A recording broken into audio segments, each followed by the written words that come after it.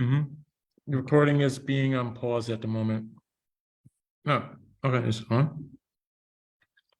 It just takes a second here.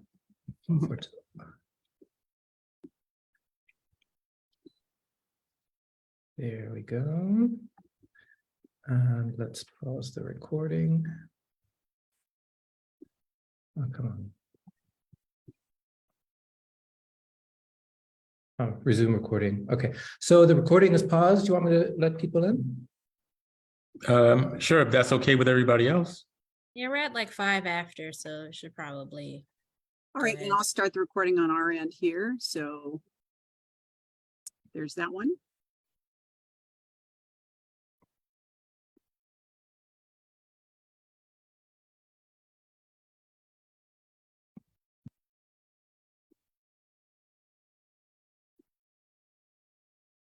There they are. All righty, thank you. All righty, so thank you everybody for joining us, not only in this meeting, but around the world, in the Americas region, in the EMEA region, and the AP region. Welcome to Democrats Abroad Reparations Task Force event. The racial wealth gap and understanding the economic basis for repair. And also we want to wish everybody a happy Black History Month as we come together to understand one of the most enduring political legacies, not only of Black American history, but of American history, period. And that is the need and the fight for reparative justice. You know that I am the chair of the Reparations Task Force. My name is Antar Keith. I come from New York, but I live currently in Leipzig, Germany.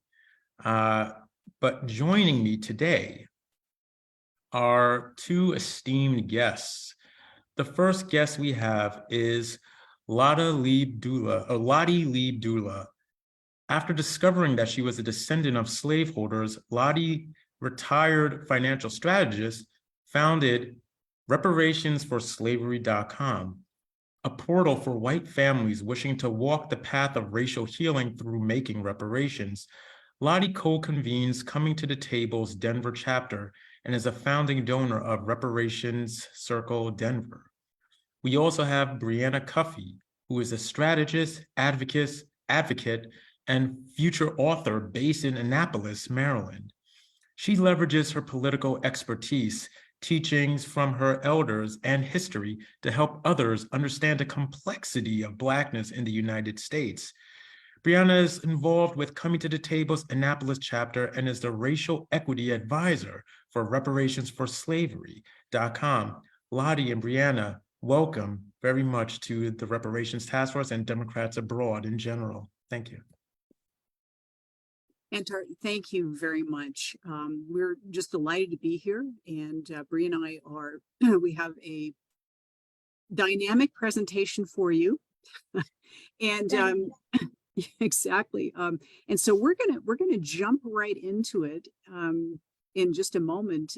Bree, do you have anything to say before we just get going? Just to clarify too, I know we're probably going to go a little fast because I think we've only got people for an hour, but feel free to drop questions in the chat, and I know we'll do like a few minutes at the end with questions, so feel free to drop them in throughout if you've got questions or comments. But looking forward to sharing this information and our relationship with y'all. Absolutely. All right, I'm going to go ahead and share my screen, and we're just going to jump right in, and we'll do it. Hang on just a sec.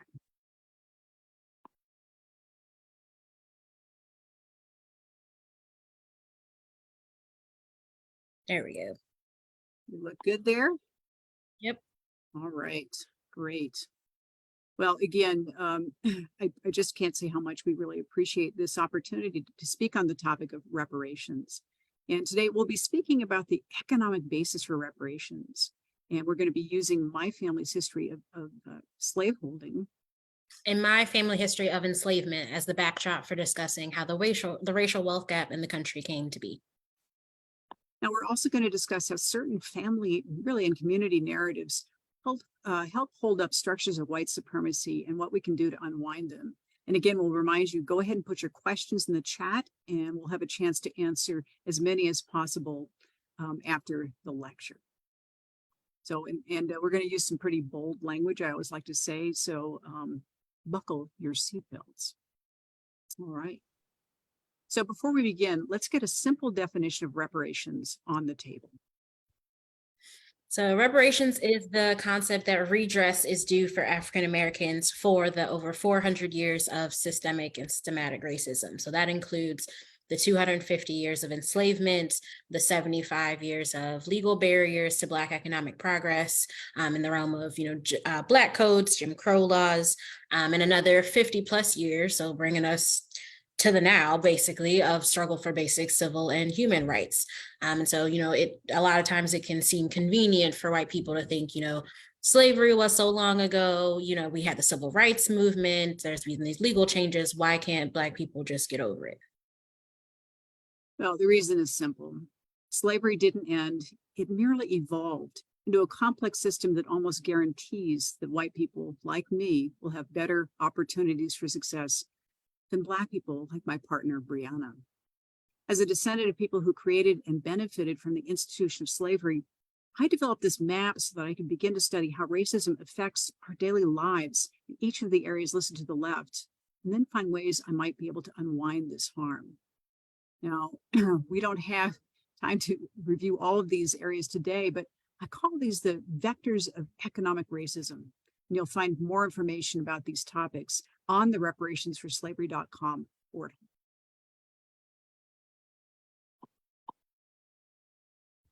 And so you all are, of course, aware of some of the systemic and systematic effects of racism that were born of the history of enslavement. A lot of them aren't unique to the US, but a lot are. But the movement for reparations itself is not. The movement is active around the world. I met with someone just a few months ago who's working on things in Colombia. So you've got ex-colonial powers across Europe, like Britain, France. I think I saw someone here in here that's in the Netherlands, Spain, Portugal, where I just was last spring, as well as Brazil and of course the US, that are being called out for their roles in creating and perpetuating the transatlantic slave trade, which transported as many as 13 million Africans over hundreds of years to the Americas and the Caribbean. About 400,000 were brought to this landmass from 1619 to the early 1800s in a slave trading triangle that included Africa, the Americas, Europe, and the West Indies. There's a pretty decently high mortality rate, so about 15% of the enslaved Africans did not survive the voyage, and that doesn't even count those who died while being forcibly marched to their embarkation points, died in captivity, or chose to free themselves from the unknown by literally jumping ship. So we're going to take a minute, and Lotte is going to read this excerpt from a ship's captain to an investor. Sir, I received bills of lading for 5 Negroes and 1 hogshead of rum. One Negro woman marked Y on the left breast died in about 3 weeks after her arrival, in spite of medical aid which I procured. All the rest died at sea. I am sorry for your loss. It may have resulted from deficient clothing so early in the spring.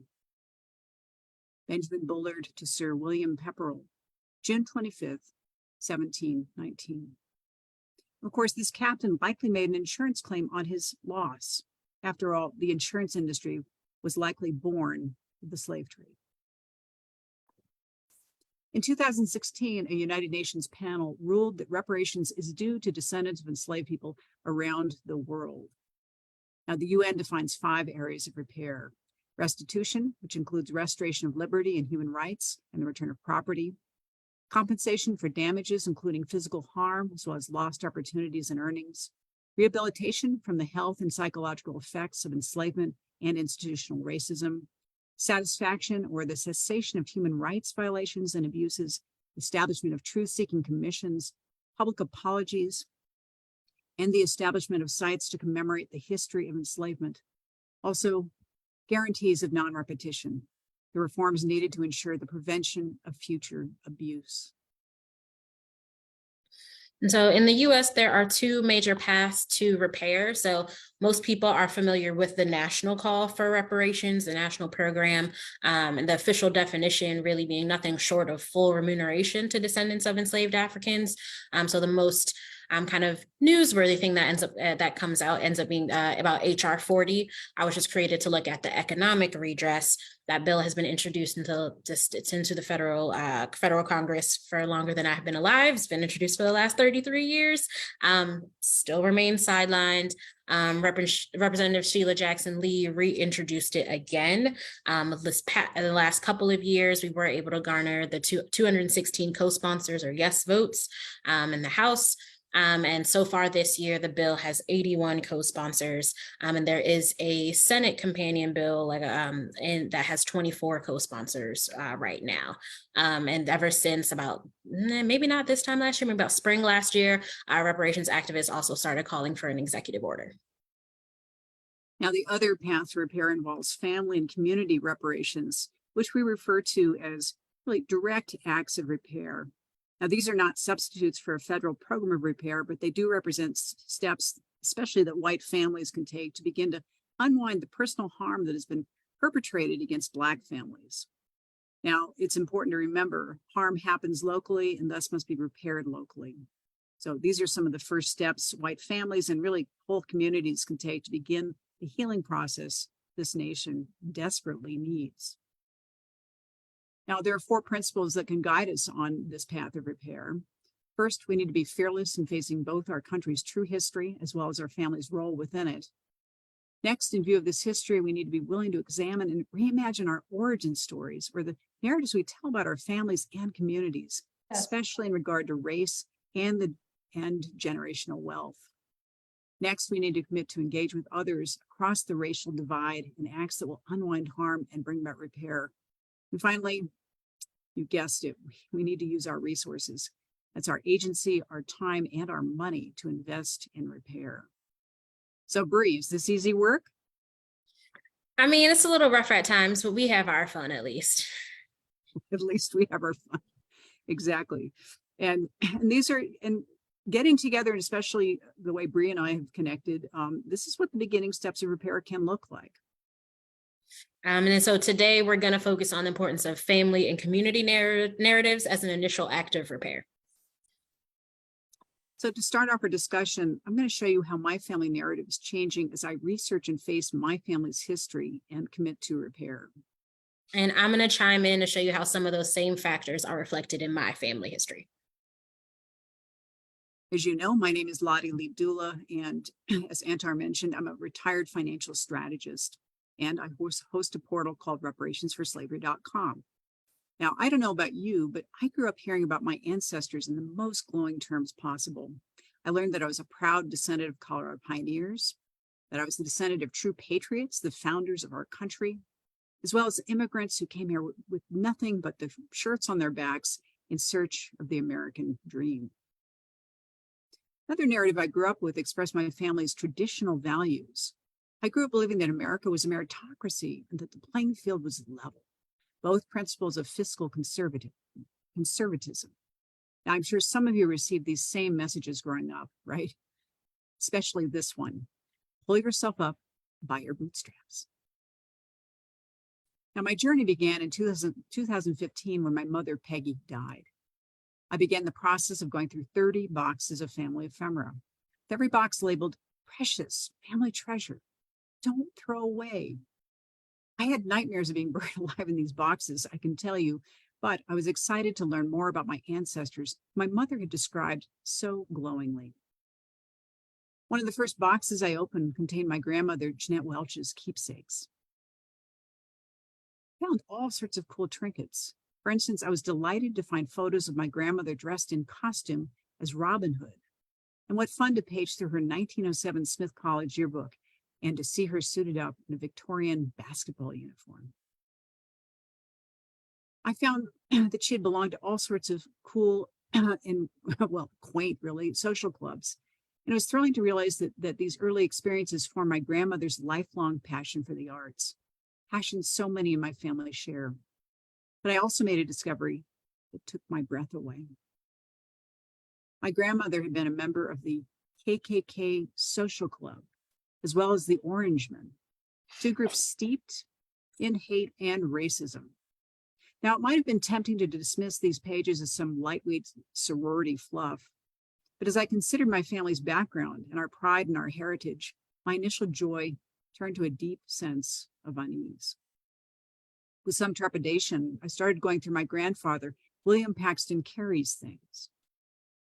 He'd been a beloved judge, famous for his fairness. Surely there'd be nothing in Judge Carey's belongings to give me pause about my heritage. I hoped, anyway. I was amazed to find some mid-19th century daguerreotype photos, and with them a very nondescript-looking little black book. I opened it and was thrilled to discover that the book belonged to my grandfather's grandfather, William Hayes Paxton.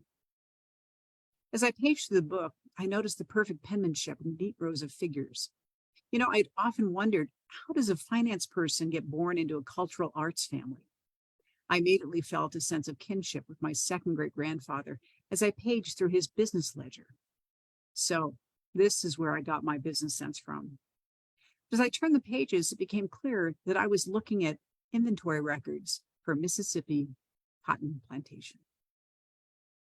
I stopped cold as I read the inscription on pages 27 through 30. Loss of slaves by war. Each line had a name, age, and a value. My heart froze. I was the descendant of slaveholders. Now, like many descendants, I had no prior knowledge of my family's true history in the South. That history had been conveniently erased, much like the history of slavery has been erased from our textbooks. But here it was, evidence that some of my ancestors had become millionaires in the Mississippi Delta, the majority of their wealth coming not just from land grants, but from the value of human chattel.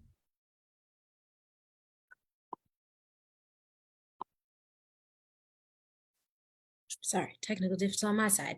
But what has become clear to Lotte is this. So as enslaved Africans, like my ancestors, were building this country, her white ancestors not only amassing wealth and social advantage, they were building legal and economic structures that prevented mine from doing the same.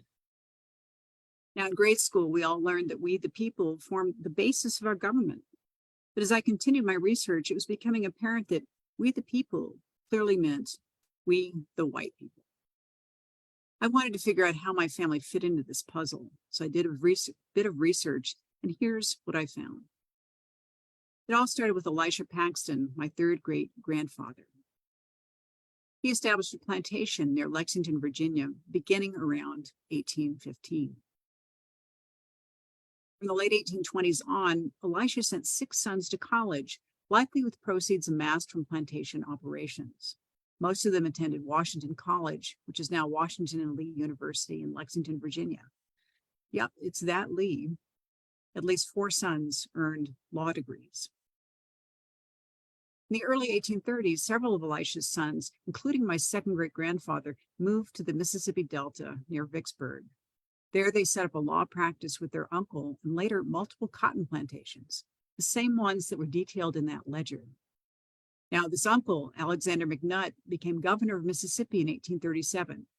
He was a colleague of Jefferson Davis, future president of the Confederacy.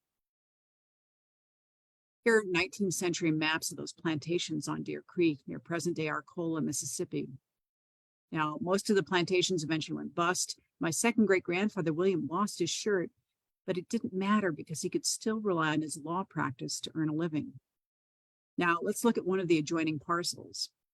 Bolin Lucas and Jim Collier had both worked the Paxton plantations. Bolin Lucas, as an enslaved man, had been the Paxtons' trusted slave driver, while Jim Collier was a white overseer. After emancipation, they went into business together, bought a nearby parcel, and began farming. Jim Collier soon died. Upon his death, his estranged wife sued for possession of the land. And since Bolin Lucas was illiterate, Jim Collier's wife was able to deceive him, and seize the land. While Lottie's able to trace multiple of her lines back to the 1600s, most Black families hit what's called the brick wall of 1870. So for most states and places, 1870 is often the first time that Black people are shown on documents like the census as regular free people. But thanks to my having a lot of long-lived elders, a solid tradition of oral history, in particular on my mom's side, and access to Maryland historical records, I've had a lot to work with, especially given how concentrated my family has been here. However, even with all of that, I'm still stuck in the early and mid 1800s across multiple family lines. John Powell Jr. up here is one of my maternal grandfathers. And so in contrast to Lottie's ability to trace land ownership over generations, John Powell Jr. is my proof essentially of the opposite, lack of land ownership. John Powell Jr. was at the very least second generation farm laborer. I put farm laborer in air quotes for a very specific reason. Up here, we've got the screenshot of the 1940 census. And so even in 1940, which was just about 6 years before he passed away, he was still tilling a farm that he did not own. And according to the census, he was working 60 hours a week, every week, all year, with an income of $0.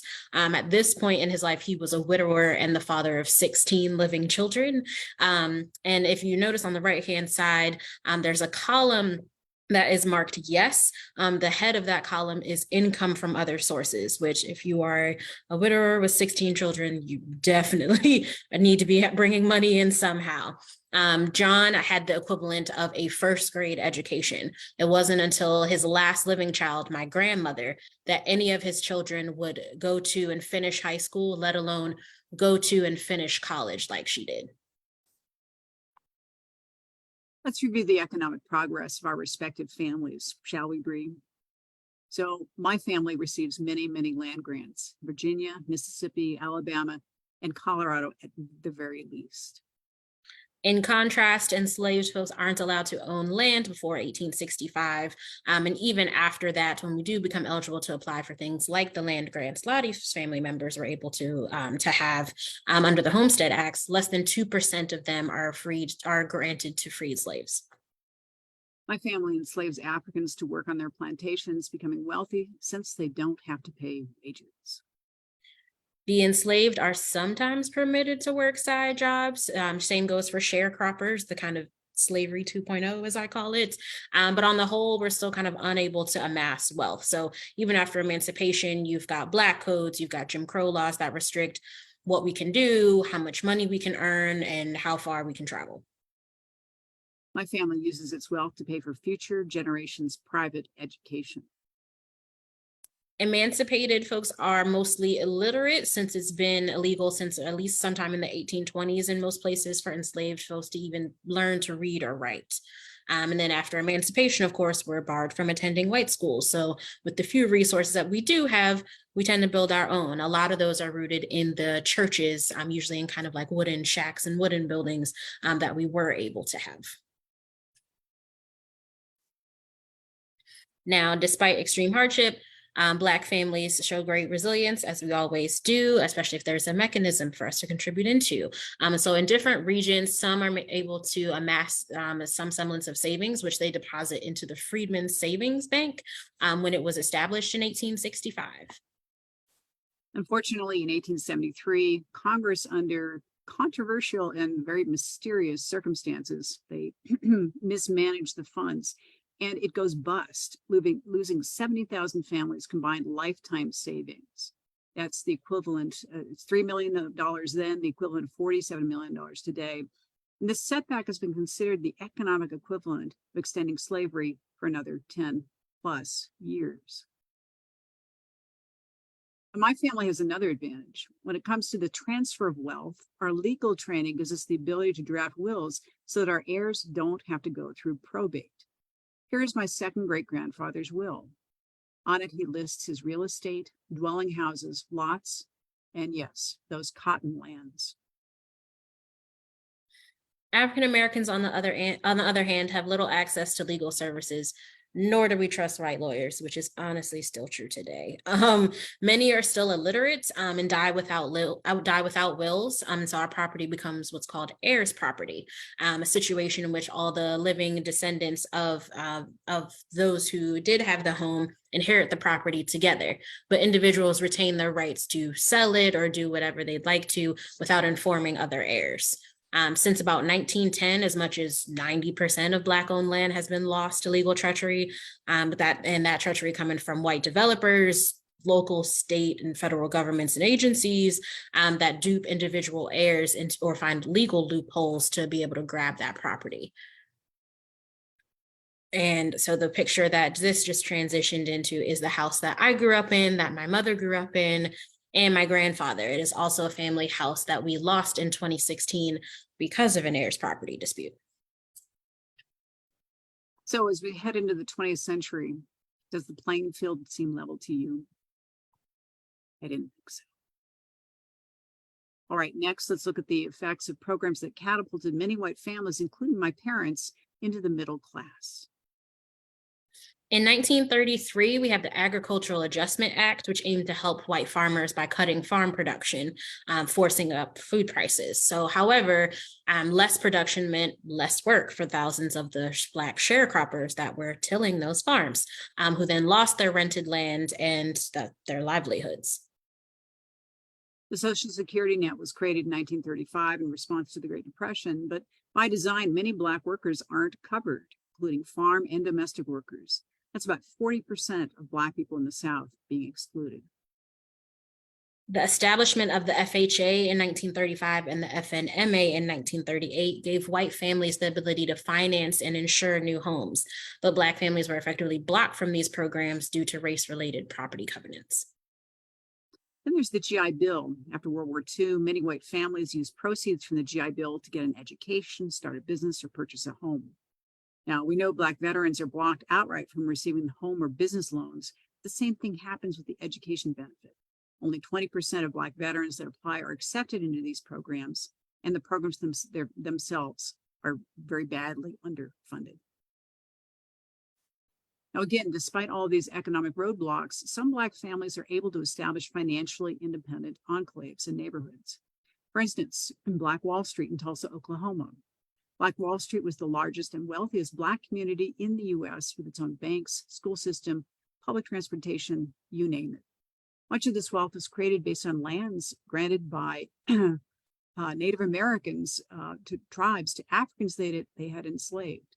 The land was granted at emancipation.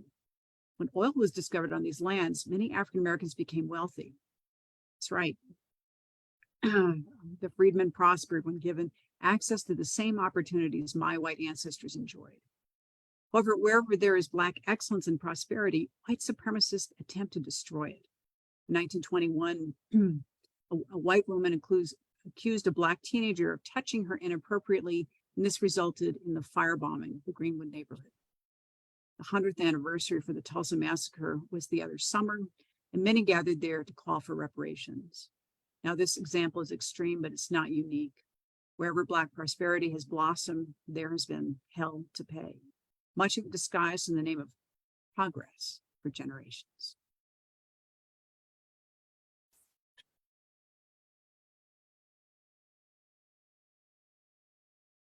There are stories similar to Tulsa all over the country. The pursuit of the so-called American dream by European immigrants has destroyed countless thriving Black neighborhoods.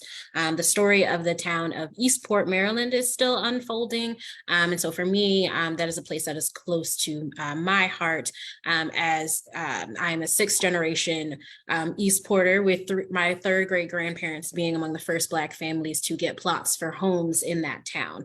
And so from right after emancipation through my mother's adolescence, our ancestral hometown, which is now part of the city of Annapolis,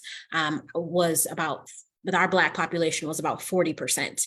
In the last 40 years, that Black home ownership and residency has dwindled to 10% at best. It's probably lower if I specifically count. This is due to an assortment of things. So annexation into the city of Annapolis, integration, industrialization, increase in cost of living, gentrification. I could go on and on. The thing that really gets me is that many of the families, the white families that live there today, have no idea that the area used to be its own town, or that it even had and still does have a Black population. So the result of all this, by the 1950s, many white families have joined the middle class, while most Black families are held back. And here you see Bree's family in the early 50s and mine as well. Well, today a Black family's median income, median net worth is just 1/10 that of a white family. And we're beginning to understand exactly how that's happened. And so we reiterate this with just another slide, just to zoom in a little bit more and prompt you kind of with these two questions.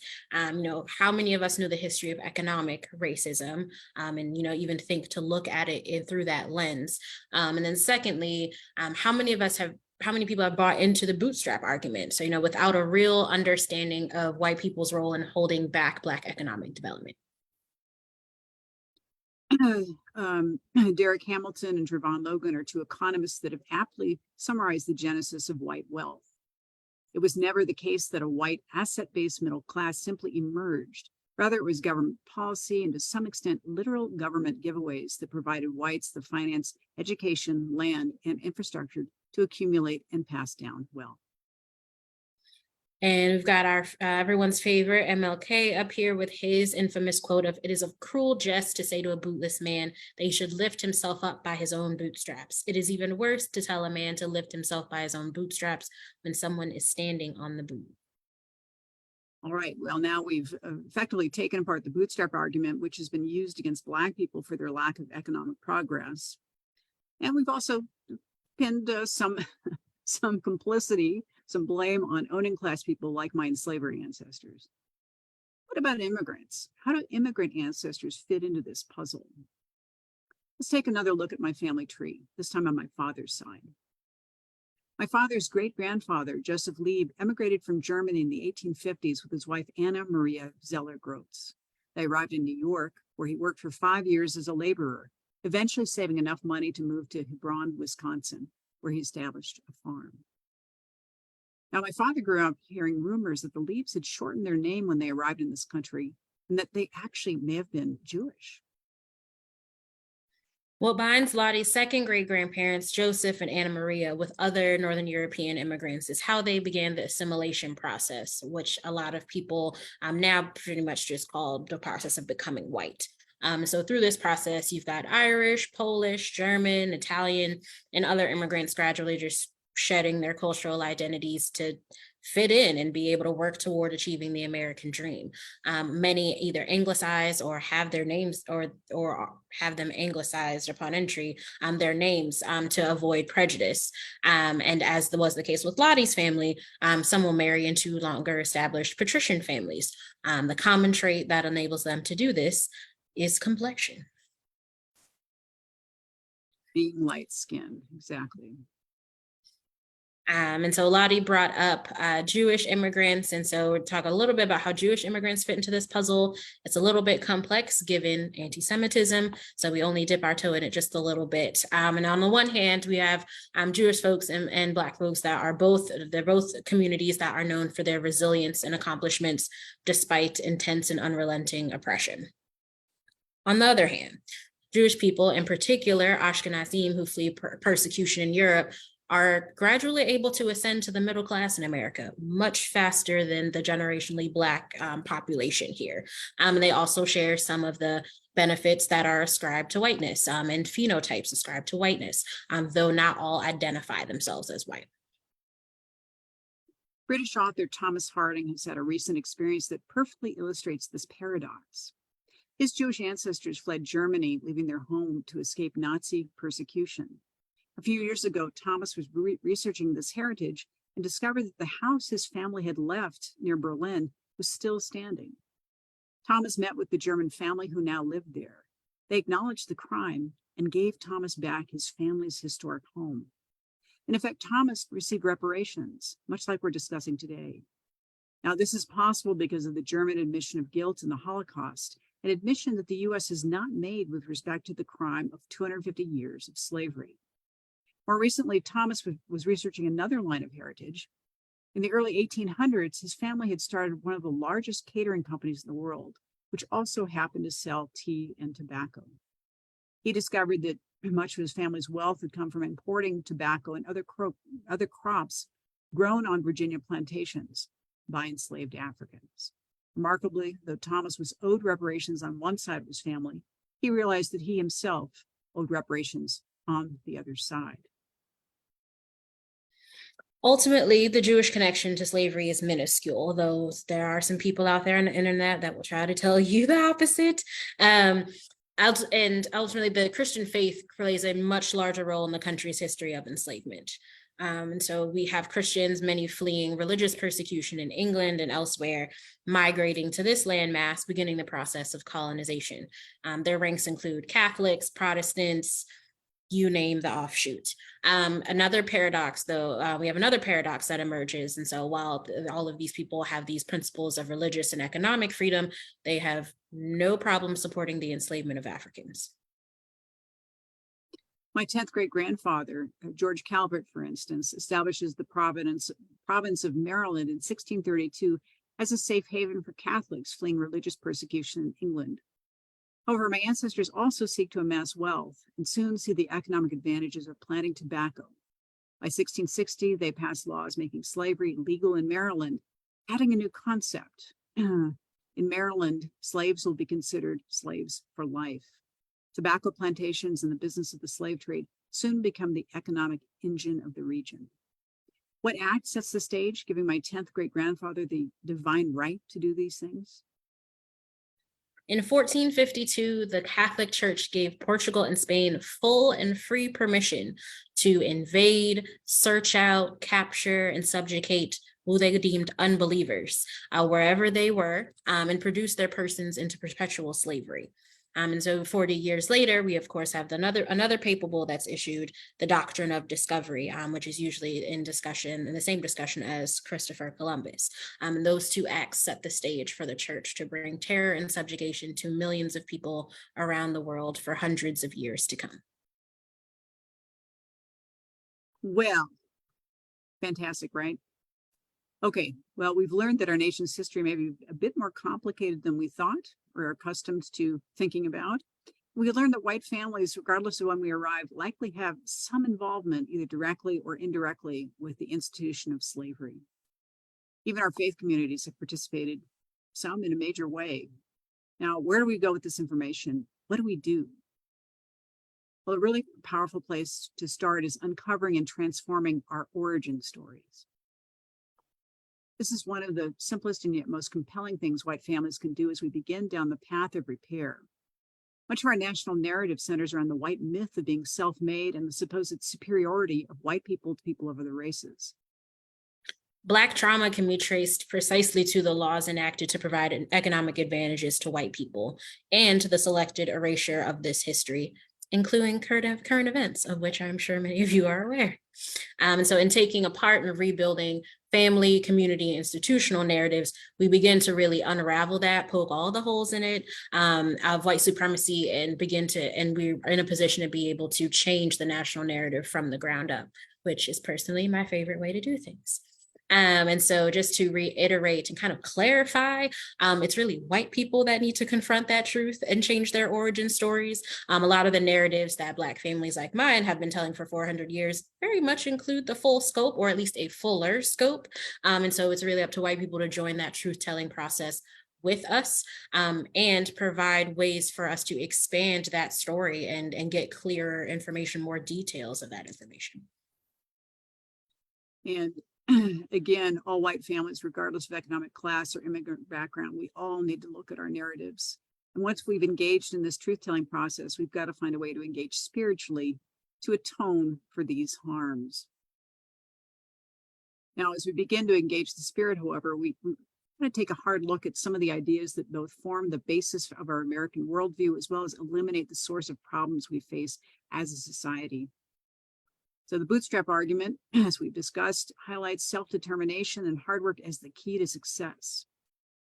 However, this argument ignores the fact that the playing field is not equal. It's actually stacked against anyone who is not white or can't, be racially ambiguous, so to speak. Meritocracy argument rewards individual achievements, but ignores the fact that individual success is dependent on access to resources like education, finance, etc., which again favor white people. Concept of individual considers that each person is unique and should be capable of self-reliance. However, it ignores the unequal outcomes based on race that are literally baked into our economic system. American exceptionalism is effectively our own version of manifest destiny and assumes systemic superiority. And minor detail is based on the concept of white supremacy. I love that minor detail. Finally, the concept of noblesse oblige and its modern cousin, white saviorism, define the inferred responsibility of privileged people to act with generosity toward those with less privilege. Both of those philosophies, though, really serve to both acknowledge and expand the concentration of power at the top and sidestep any real responsibility for engaging in social change and changing the entire structure itself. And so as we engage in spiritual discourse about the nature of repair, it's critical that we're mindful of how conditioning and American worldview, ethnocentrism affects our thinking, our actions, both at the individual, but also the faith and communal level. Black workers have lost about 113 billion in potential wages. Numbers are constantly changing and updating as more studies are being done, but that's just over the last 2 decades because of the lack of a college degree. The housing market has an estimated loss of 218 billion in sales because Black applicants couldn't get home loans. That is something that we dove into as I got into looking at real estate and buying a place for myself just last year. And about 13 trillion lost in business revenue that never flowed into the economy because Black entrepreneurs are often kind of sidelined or struggle to get bank loans. What's more is that the US could have, say, $5 trillion in GDP over the next 5 years if those gaps were closed today.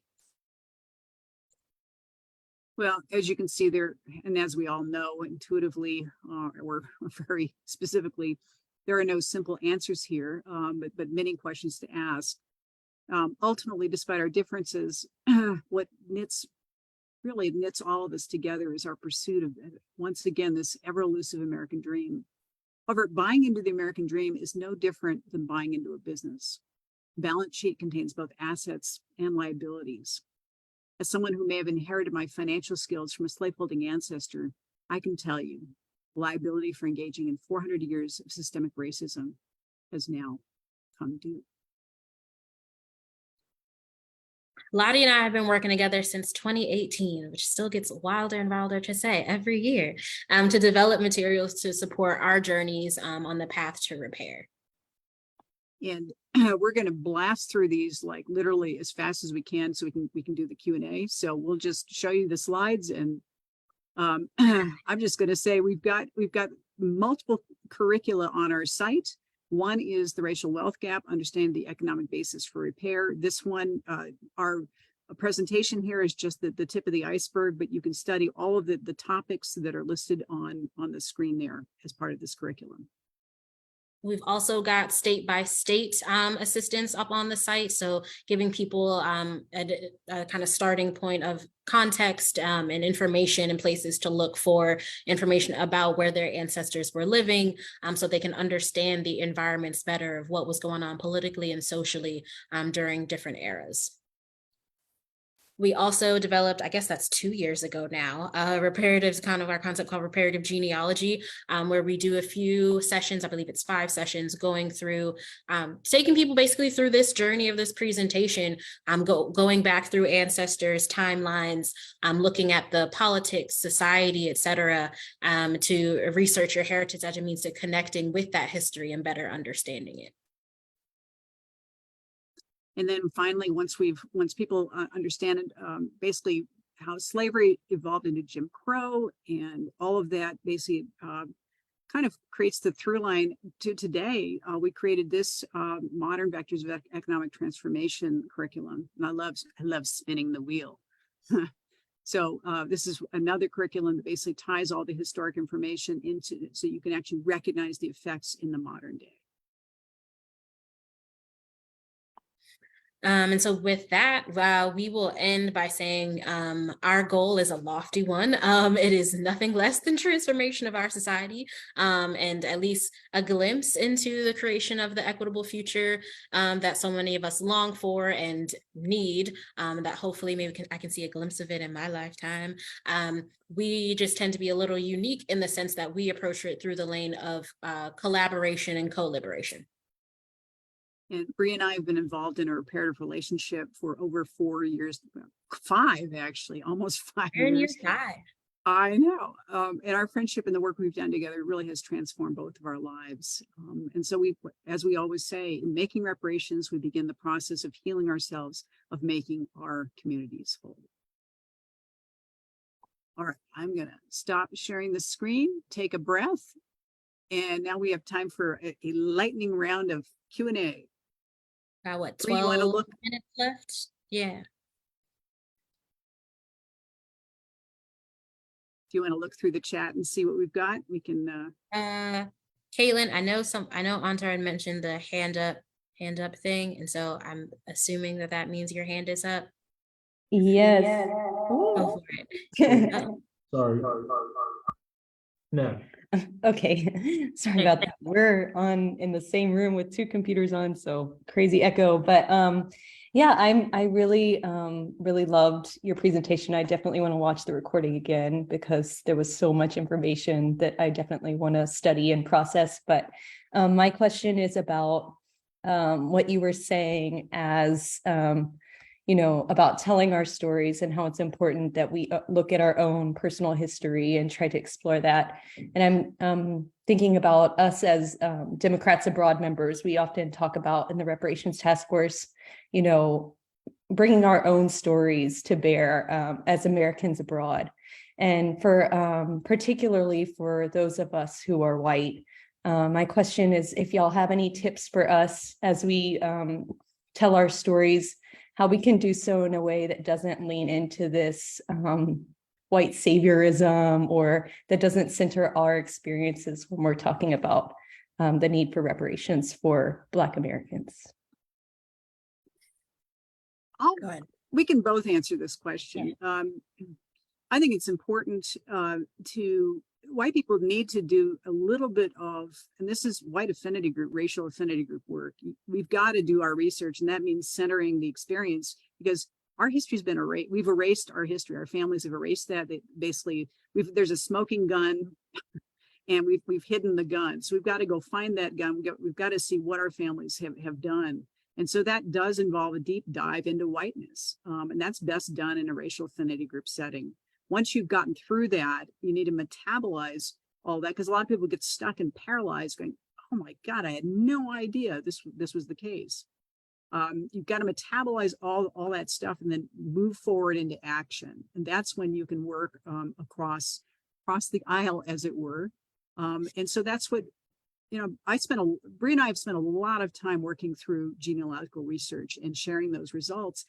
As a result, our narratives are now the same. We can tell the same story. Right now, most white people tell a very different story than Black people. And until we really are looking at the same view of history, we're just not going to get anywhere. Yeah, go ahead, Bree. Yeah, no, I was going to say, I could have, without the specifics of names and people, very much could have told Lottie's story, just with what I learned from my family members. And, I mentioned, the from the ground up piece. I learned about civics and politics and everything through our family's experience lens, from oral history and elders who were part of the civil rights movement and everything, and education and everything as well.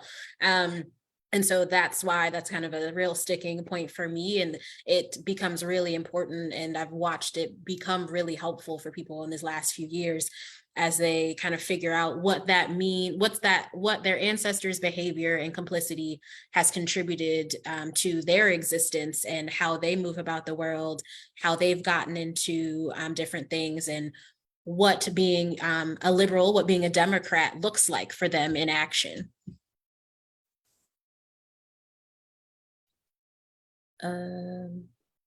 Any other questions? Yeah, I think Bruce? sorry, reverse echo. Bruce, and then thereafter Daniel Stein. Thank you both very, very much. I really liked what you said and how you said it, and I learned a lot. And now my wheels are turning.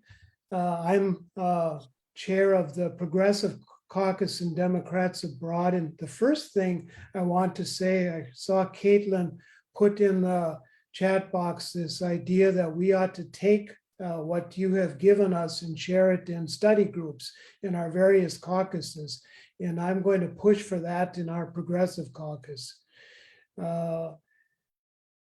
Couple of questions. I have a lot. I'll just ask two.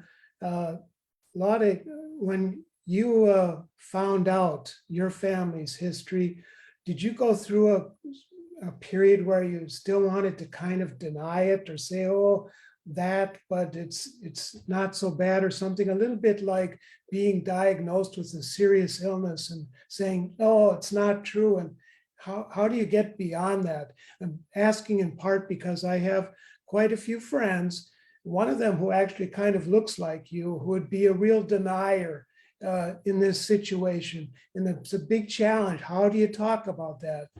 And so that's one question. And for Briayna, when you said you lost your house a few years ago, I just had this urgent need to ask you, how the heck did that happen? I'll start, and Yeah. well, and I'll also, I have an answer for that, something for you to study on our site. I'm a person of truth and justice. I really think I have a very strong sense, just through an unfortunate, bizarre childhood. Fairness and justice is one of the most important things to me, because I feel like I didn't have that in my childhood. So as soon as I found that book, I realized that I didn't know anything about my family's history, and that my mother had hidden some things from me.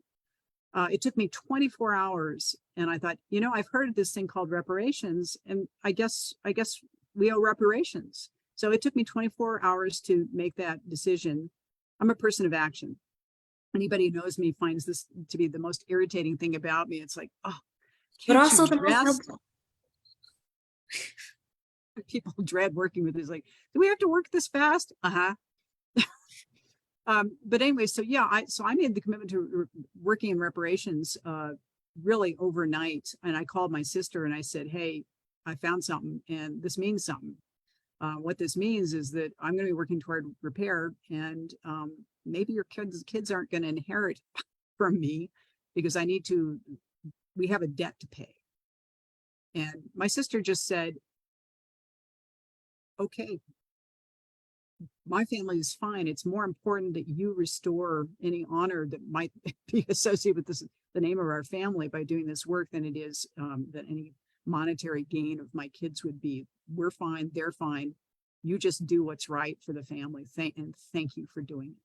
So I'm lucky in that way. Not every family has that kind of level of ease. I have two elderly aunts who are cheering me on, literally with pom-poms, saying, this is great, go for it. And how interesting that you've gotten involved with this. Now, I'll just briefly mention heirs property. You can actually study heirs. If you want to know how Bree lost her house, go onto our site and read about heirs property and land injustice. And you will see exactly how that was able to happen. We also have a podcast that details 3 different ways Black people lose properties, and it's called History in Black and White. So we've got a podcast, and we've started out with land injustice because it was such an important topic. And I had some interns through the African American Redress Network interview people and take their oral histories. So we've got a lot of materials on the site about that. So that will answer your question and provide something to study. Bree, do you want to talk more about the land loss? Yeah. So to address your first question too, you really have to be solid in how you feel about it too. And for me, that a lot of that comes in doing the genealogy piece and understanding the context of your ancestors and the people and places. That's one of the things when it comes to locally or stuff we do nationally, as current events pop up, and even the notion of Blue Lives Matter and things like that, people bring up different current events or their viewpoints on things. And I go, oh, really? Well, tell that to my grandfather, and who vividly remembers everything about integrating our police department, who I have on oral history and in live still with me in person, who can detail out with you how all of the legal pieces that he didn't necessarily understand, he still experienced on the day to day. About my elder who integrated our school, my aunt, who's literally just in her 60s, who remembers vividly integrating as a child, and the toll that it took on them.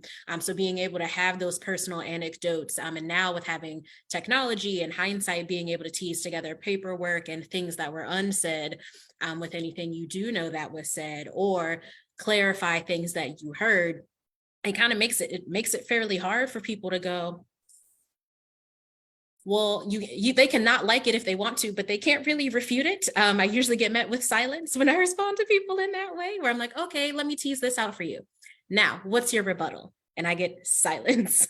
And people end up kind of you can see the shift in them as time goes on. And then personally with that house, honestly, I'll never forgive my cousins for that. Part of that issue also had to do with the elders that were in charge of it not having children, not having their own heirs. And so those who were a lot less responsible and whatnot, having children and just the messiness of internal family issues caused a lot of things with that, and kind of power grabs, money grabs, being a part of that. But a lot of it having to do with the fact that once the elder that raised myself, my mom, and my grandfather passed away, no one who was living was left on the deed. Everyone on the deed and the main house information had passed away. And so by default, it went to that paperwork was never updated, just never really crossed people's mind to do that. And so that kind of maintenance of property, the paperwork maintenance of property, not being something that they grew up learning when it came to having a real estate management and having their own place. So that played a huge role in it. And so I really work with my community now, of those that we still have those houses left, to make sure that doesn't happen again. I would just add that there is no accident here. This is exactly how the mechanisms of white supremacy work. And they work in ways to make it look like it's Bree's family's fault that they lost the house. But that's always the design of white supremacy. All right, we are out of time. So we'll throw it back to Antar.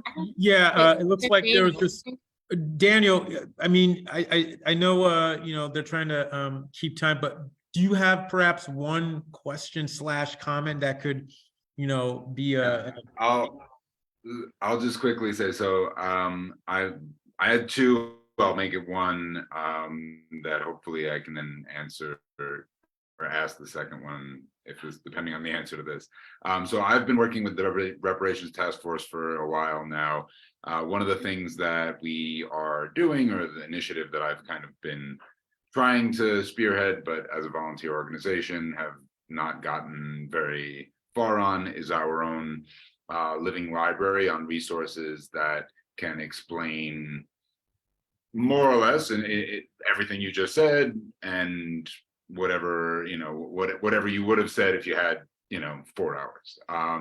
So I'm wondering if the two of you might have time, space to give a little bit of feedback, take a look at what basically right now is a hodgepodge Google Doc of links and titles to help people learn about this. But if you might have time to collaborate with me and anyone else in the RTF who's working on this, to, without reinventing the wheel, aka your website, building our idea, our purpose, our living library a little bit.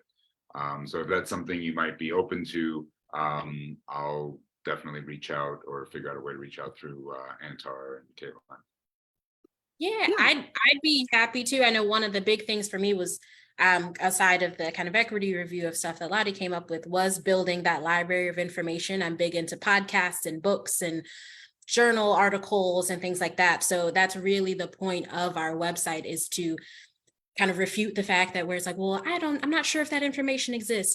Oh, it exists. And we have consolidated as much as we can into those pages on our site. So there's definitely a lot to work with, and I can definitely meet up with you to kind of walk you through where those things are and how they're broken up and things like that, for sure. I would just add also, I mean, we've taught a 2-year reparation curriculum. So we've just ended the 2-year program. It's 36 sessions. The materials are all on our site.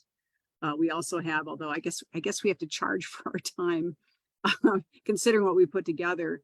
We also have a remarkable set of ways to engage the public in these classes.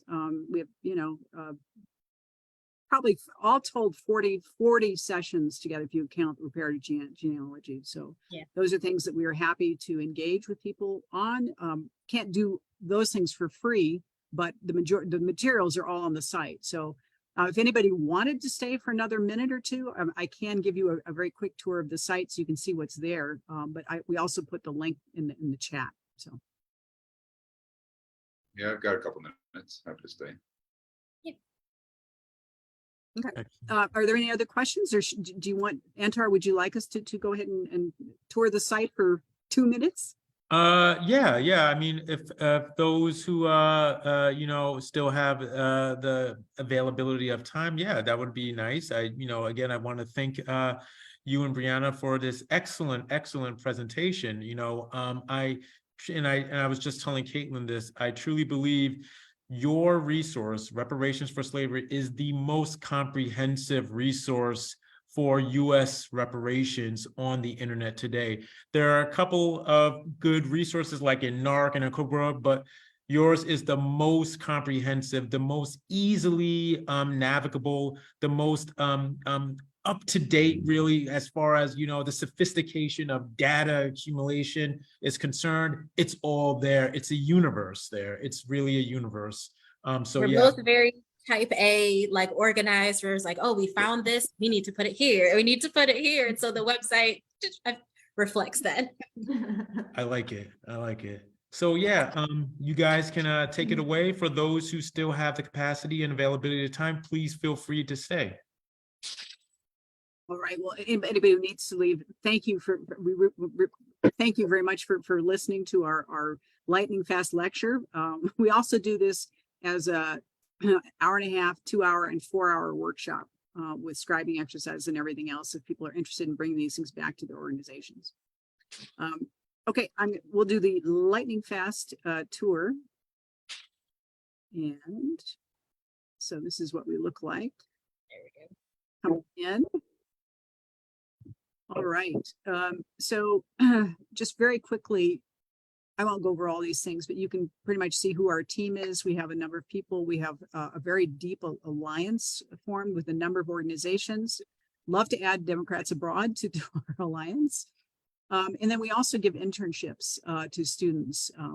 We're bringing on 2 Harvard students, Harvard Divinity School students. We work with University of the District of Columbia through African American Redress Network. So we have internships for students who want to study and work on the curriculum. So we have people updating it all the time. It's kind of cool.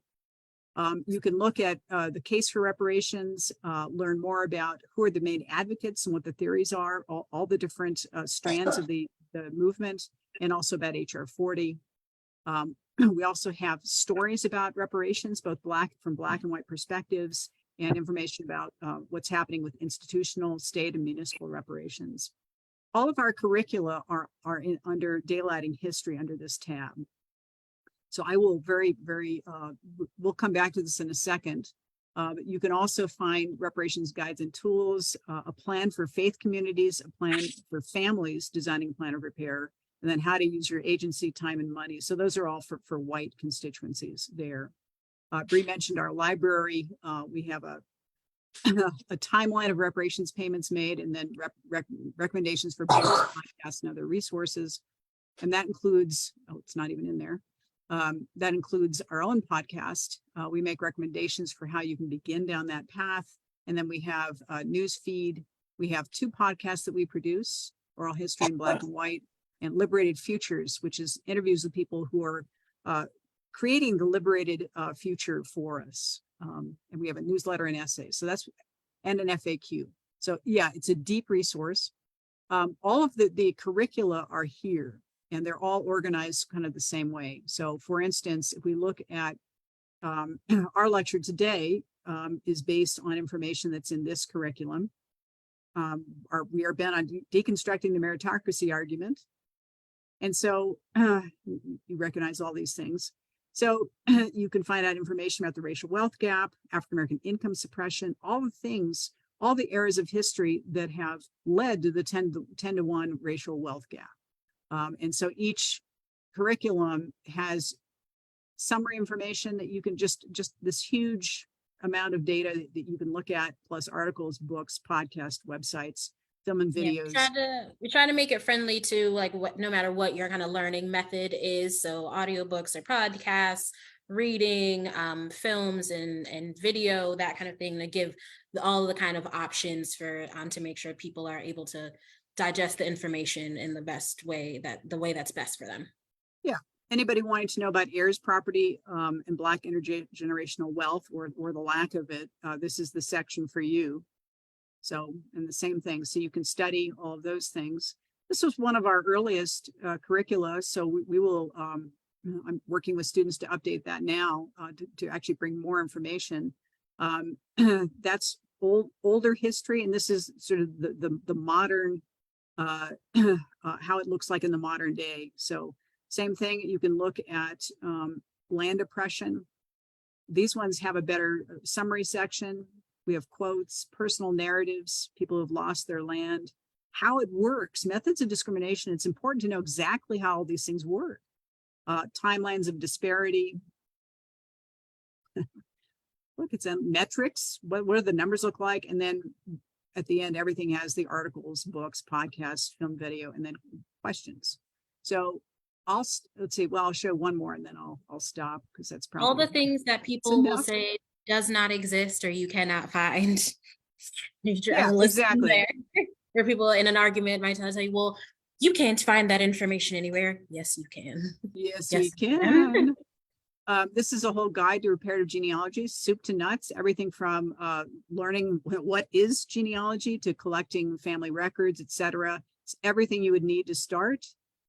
Slide decks from Sharon Morgan of Our Black Ancestry. And each of these sections basically is from both Bree has created the Black perspective. I've added the white perspective. So it basically is everything you would need to do. And then also how to work toward reparative action.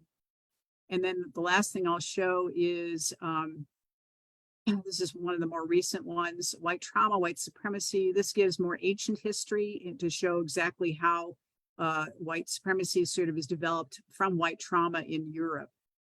So it just goes over histories of violence and torture, Greco-Roman Empire, medieval Europe, all of that, and then looking at how the transatlantic slave trade develops in all of the main countries here.